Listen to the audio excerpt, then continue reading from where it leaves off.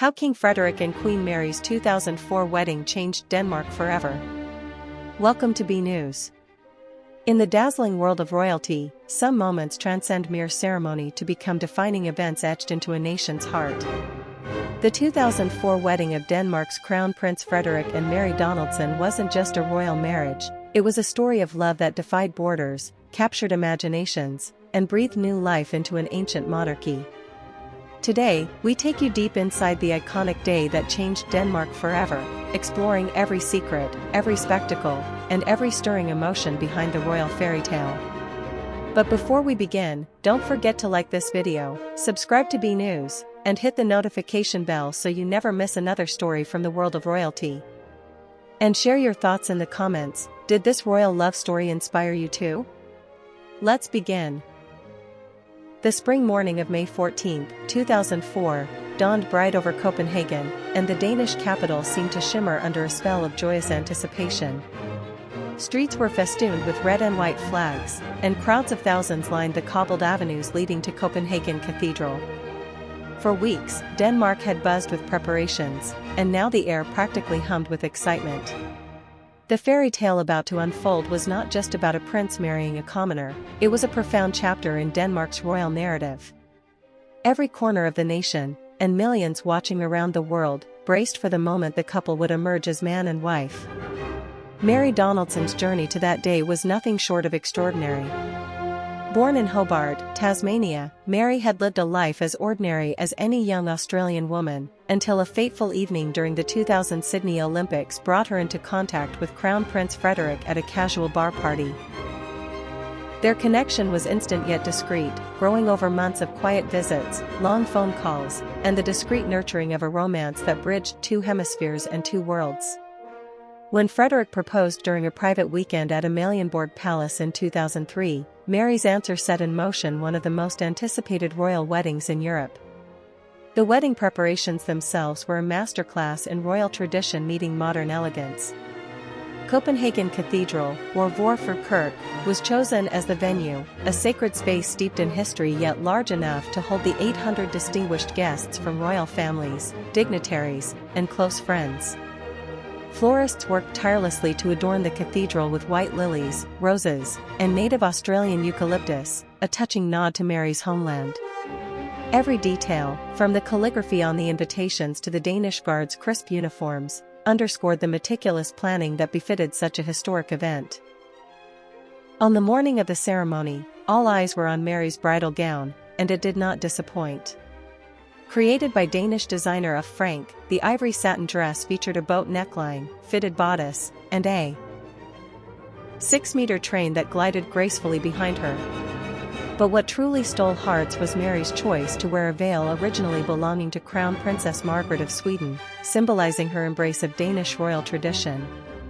The Australian outsider had transformed into a regal bride before the world's eyes. Her bouquet of white roses, stephanotis, and eucalyptus carried yet another whisper of home, a poignant reminder of her journey. Frederik, dressed in his Navy Admiral's uniform adorned with medals and orders, cut a figure of dashing composure as he awaited his bride at the altar. Yet those present could see the flicker of raw emotion in his eyes as Mary stepped through the cathedral doors. Their exchange of glances, him visibly moved, her radiant and slightly teary, became one of the most iconic moments of the day, encapsulating the human love beneath all the pomp. The ceremony itself was a stirring blend of solemnity and intimacy. The Bishop of Copenhagen presided over the Lutheran service, reading passages carefully chosen by the couple to reflect both their personal faith and their public duty. The vows were traditional yet heartfelt, and as Frederik slipped the gold wedding band onto Mary's finger, the cathedral rang with an audible sigh of joy from the congregation. Outside, the crowds erupted into cheers that carried far beyond the square. After the ceremony, the newlyweds were greeted by a jubilant procession through Copenhagen streets, riding in a horse-drawn carriage flanked by mounted guards. Confetti, flags, and the deafening sound of cheering enveloped them as they waved to their people. It was a moment of national unity rarely seen in modern times. The fairy tale romance of a prince and his bride seemed to breathe new hope into the Danish monarchy and delight people of all ages. At the royal reception, held in the grand halls of Friedensborg Palace, the celebrations continued late into the night. Toasts flowed from distinguished guests, including speeches by Queen Margrethe II and Prince Henrik that reportedly left many guests dabbing tears from their eyes. The menu was a lavish spread of Danish delicacies and Australian-inspired dishes, a symbolic culinary union of their two worlds. Frederik and Mary's first dance as husband and wife was a waltz that seemed to crystallize their story, elegant, poised, and deeply romantic. For many Danes, that day marked more than just the marriage of their future king. It felt like a new chapter for the monarchy itself, modernized yet rooted in tradition, warm and relatable in a way that inspired renewed affection from the public. Young Danes, in particular, connected with the idea that even their crown prince could find love in the most unexpected place, making Mary a relatable figure who was still every inch a queen in the making. In the weeks and months following the wedding, media coverage dissected every detail. From Mary's stunning tiara to the symbolism of their readings.